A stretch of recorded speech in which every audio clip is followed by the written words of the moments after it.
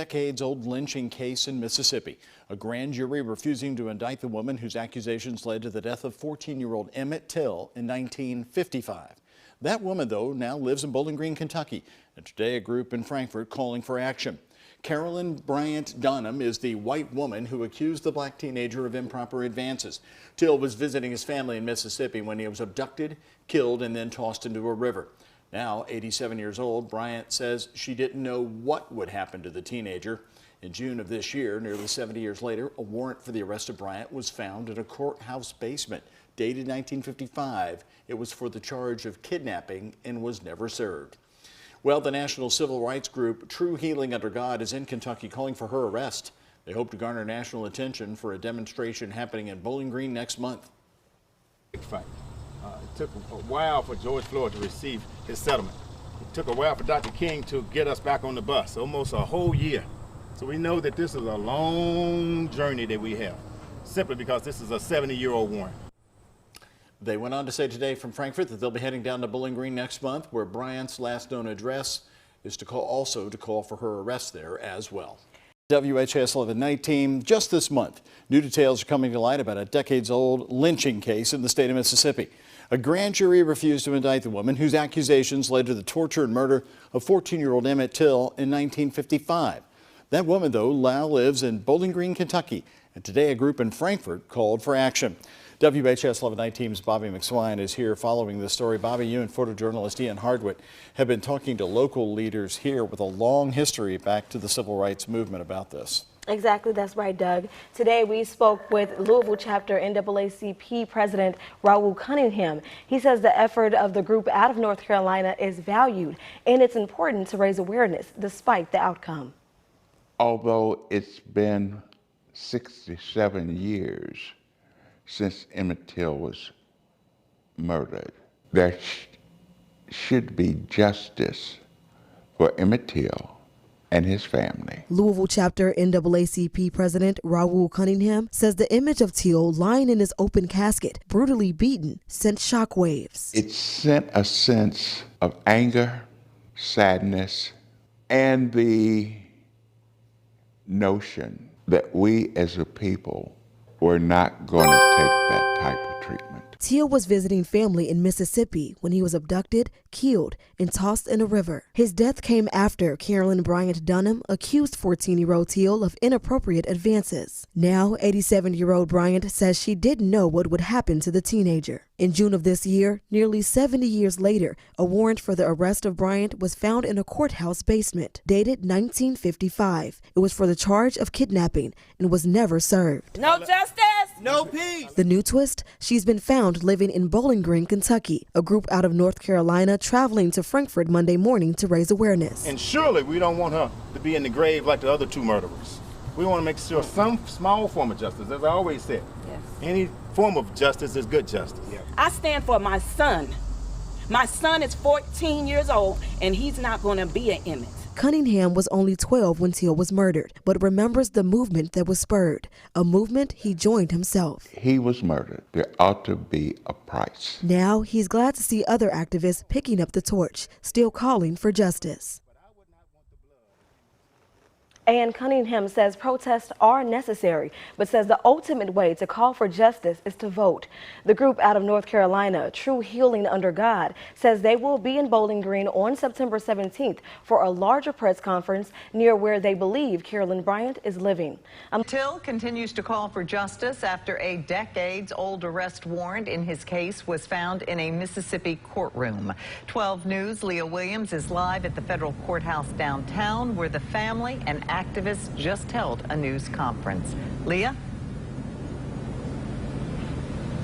Melanie's family members of Emmett Till and local activists met here in Jackson this afternoon, calling for justice, asking for the arrest warrant for Carolyn Bryant Dunham to be served. Now, this comes after the unserved warrant from 1955 for her was found in LaFleur County Courthouse last week. She was the woman who accused Till of whistling at her, leading to his murder. Attorney Malik Shabazz says they just left Raleigh, North Carolina, searching all known addresses for her, but Carolyn Bryant Dunham was nowhere to be found. We went to her doorstep in Raleigh yesterday in all known locations. And they absolutely, we believe that they are hiding her in this hour. But there is no hiding place, especially not in Raleigh. Carolyn Bryant should face justice. At least Carolyn Bryant should defend herself in court. Let her tell her side of the story. And then from there, we the people, the courtroom, decide. Right now, Shabazz, along with activists and family members, are headed to Leflore County. They're hoping a meeting with the district attorney, Dwayne Richardson, will lead to that nearly 70-year-old arrest warrant being served. Live in Jackson, Leah Williams. A group of community activists came to Raleigh to call on the arrest of Carolyn Bryant Donham. They returned to lay out their future plans. Bryant Donham is the woman at the center of the 1955 Emmett Till case. This story is once again grabbing a lot of headlines after a few weeks ago when an unserved warrant for her arrest was located in the basement of a Mississippi courthouse. CBS 17's Brea Hollingsworth is live in Raleigh with what the group is planning to do to keep attention on this case. Brea. Yeah, Angela, civil rights activist John C. Barnett told me that he wants that arrest warrant executed immediately. And we need her locked up. Everybody say locked up. Locked up. A month after an unserved arrest warrant was found in the basement of a Mississippi courthouse, activists are calling on the arrest of Carolyn Bryant Donham. She is a fugitive from justice that needs to turn herself in right away. In 1955, Donham accused Till of whistling and making advances toward her. Shortly after, Till was brutally murdered. Today, civil rights group True Healing Under God held a rally in front of the General Assembly, calling on the Sunflower County Sheriff and other officials to take action.